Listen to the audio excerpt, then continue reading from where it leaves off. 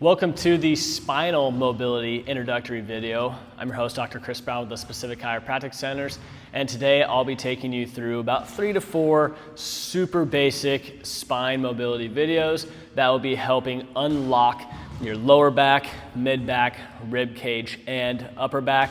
These are going to be exercises so simple that someone who is coming off an injury, someone who's coming off a lower back spasm, even my 82-year-old grandma would be able to do these exercises. These will be absolutely fantastic for you. I do them almost every day, and they have helped me stay injury-free for a long period of time. So I have a history of low back spasms, and they're not fun. So, without further ado, what we're going to start with, there's gonna be about 3 to 4 exercises, okay?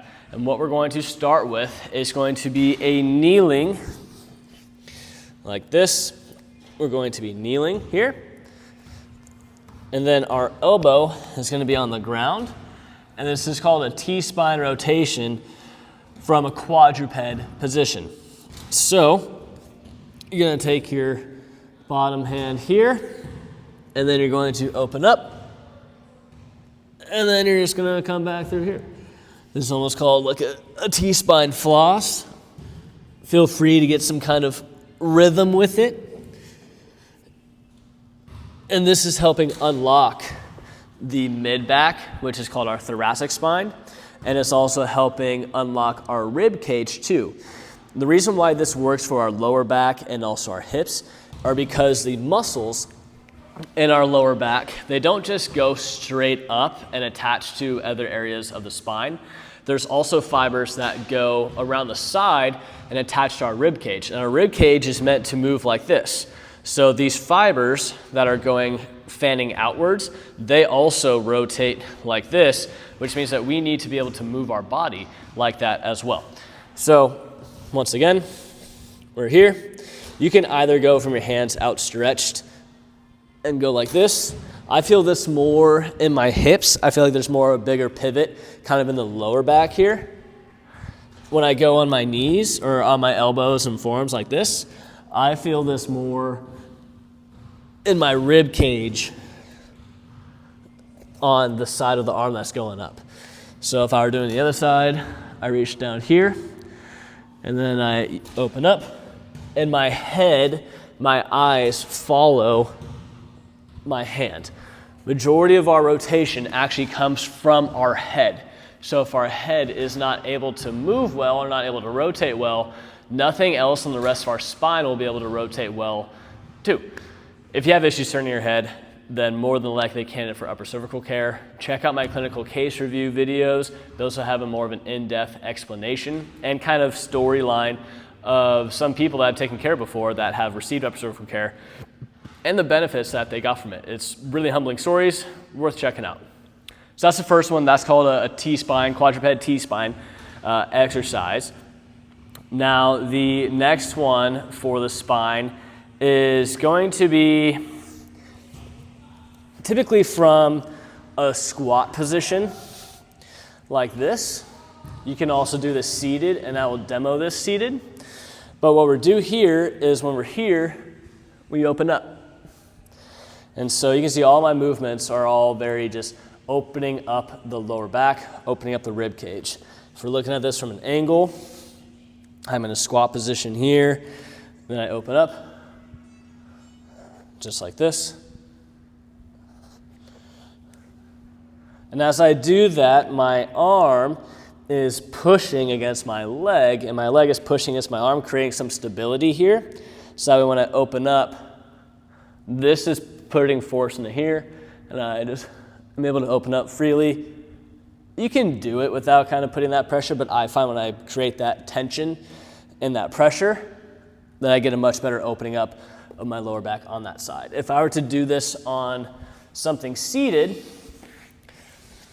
I would take a chair, for example. Now I would sit, and then I would have my hand here, and just open up. Pretty similar to the quadruped one. You can also go more from here if you want to be more upright. And just really all we're trying to do is just move our spine. That's all we're trying to do. Okay. Super simple. You got either the chair version or you got the kind of squat version. I personally like the squat version. I think that feels really, really good. And then the last one for the spine that is introductory is going to be the Cat-Camel, which I also demoed in my hip video too. As you can tell, a lot of these will overlap as everything is connected. This one, we arch our back. We bring it down. Arch our back. Then I like doing a rock back just to kind of see how my quads and my knees are. Right now I'm kind of tight. We go down, we go up, and we rock back, just like this. And this is one of my kind of this is kind of like a checkpoint for me to see how my spine is on a given day. I just want to see, how's it moving? Where are we at? What are we doing? It feels pretty good right now. Not feeling a whole lot of kinks or tightness going on here. And then for my overachievers watching this, if there's an exercise that we want to do to kind of start stabilizing our spine and our lower back and getting it warmed up on an introductory level, that's going to be being on all fours like this, having our hands in our legs, and you can pick to either raise your shoulder up in a straight arm like this, or raising your leg out. Now the leg's gonna be harder than the arm because it's longer, meaning more leverage. I feel this in my core right now. I feel this in my back muscles. And you want to try to keep your spine flat. So imagine if you had a cup of water on your back. We're not trying to let the water spill. So you're just taking your leg out and extending it. You have your toe is pulled up like this. So my big toe and my foot are pulling towards my chin. My knee is straight. And I'm trying to have my back, my spine, very, very neutral and not allowing for any rotation to occur. So if I had a cup of water on my back, it wouldn't spill. And you can hold that. And this is great for strengthening and providing some stability towards your hips and your lower back. That's a very basic movement. It's a form called the bird dog, and it's great to do. Feel it in your core, abdomen, back muscles, stabilize the spine, stabilizes rib cage. And these four, if you do these daily, I guarantee that you will start moving a lot better. A lot of those pains that you're having will start kind of going away, and this can be a great resource for you. So once again, I'm going to rewrap these four exercises up. The first one was the T-spine kneeling kind of rotation over here. We have our head is going to follow my hand, and I just open up like this.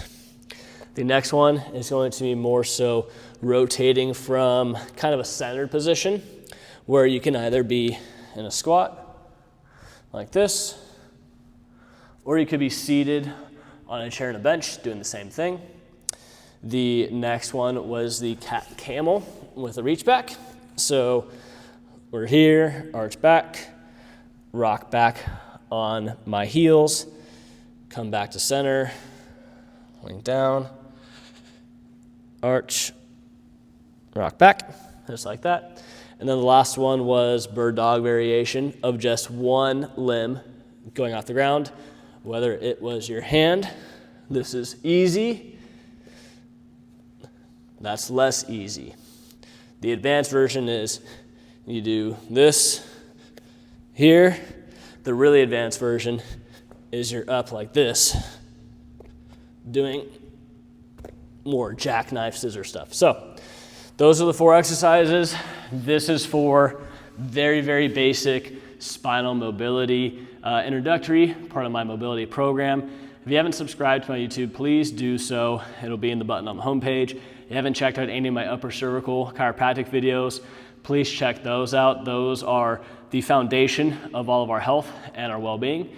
And that's something I hope that at least everybody in the East Bay and ideally the world will eventually find out about. So thank you for tuning in.